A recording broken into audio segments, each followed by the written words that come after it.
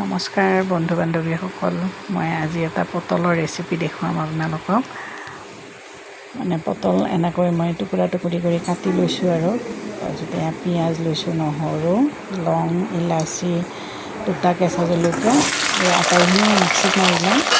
তাৰপিছত আৰু এই পটল আলুখিনি মই ধুই অকণমান তেলত ভাজি লৈছোঁ।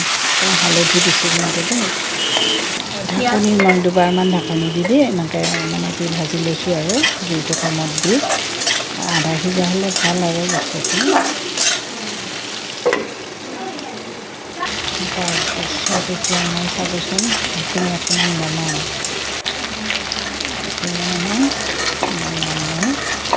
এতিয়া মানে ইয়াতে মই আকৌ কেইটুকুৰমান চয়াবিন ভাজি দিম। চয়াবিনখিনি অকণ ভাজি ল'লোঁ সেইখিনি তেলতে আৰু অকণ চয়াবিনটো ভাজিলে ভাল আৰু কাৰণ চয়াবিনৰ এটা গোন্ধ আছে ন, এইটো নোহোৱা হৈ যায়।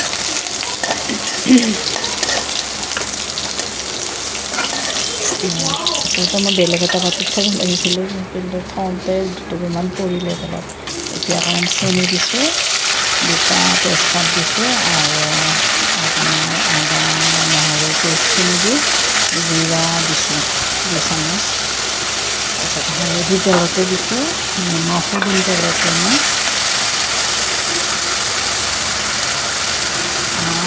অকণমান ভাজি থাকিম আৰু 2 মিনিট মছলাৰ মানে অকণমান যাতে কালাৰটোও আহে আৰু লগতে মানে গোন্ধটোও নোহোৱা হয় আৰু। তাৰপিছত এইখিনি পটল আলু চয়াবিন চব একেলগে পেলাই দিলোঁ তাত। এতিয়া মানে মই অকণমান ভাজিম মানে কি মই ঢাকনি দি এনেকৈ ভাজি থাকিম আৰু ঢাকনি দি ভাজিলে ভাল, মছলাটো মানে পটলৰ মাজত সোমাই যায়।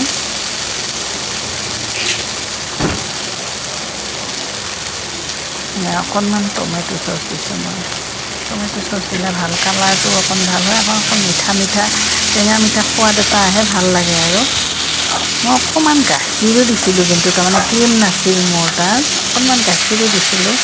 এই গাখীৰটো আচলতে কি হ'ল জানো নুঠিলে, উঠাব মানে মই ইমান নাজানো আচলতে। লগতে মোৰ পাকঘৰটো বহুত ঠেক, মানে কেমেৰা ধৰিবৰ কাৰণেও অসুবিধা। তথাপিতো আৰু এনেকৈ ষ্টেণ্ডত লৈ পেলাই কৰিছোঁ আৰু। এই দেখিছেনে কালাৰটো বহুত ধুনীয়া আহিছে, মাংসৰ আঞ্জাৰ কালাৰৰ নিচিনা আহিছে। খায়ো ভাল লাগে, এইটো ৰুটি ভাত সকলোৰ লগতে খাব পাৰি আৰু। কেতিয়াবা এলাহ লাগে কাৰণে বনোৱা নাযায়, এনেই মানে বনালে এইটো বস্তুটো খুব টেষ্টি হয়। এতিয়া মই আলু দিম কেইটুকুৰমান ভাঙি, আলু দিলে মানে অকণমান গ্ৰেভি টাইপ হ'ব, মানে জোলো থাকিব আৰু গ্ৰেভি টাইপো হ'ব অকণমান। আনকি ছোৱালীহঁতে ইয়াৰে ভাত খাব, সিহঁতে আৰু দালি নোচোৱে। সেইকাৰণে মানে এনেকুৱাকৈ বনালোঁ আৰু আপোনালোকে এবাৰ বনাই চাবচোন, জানে চাগে। ধন্যবাদ।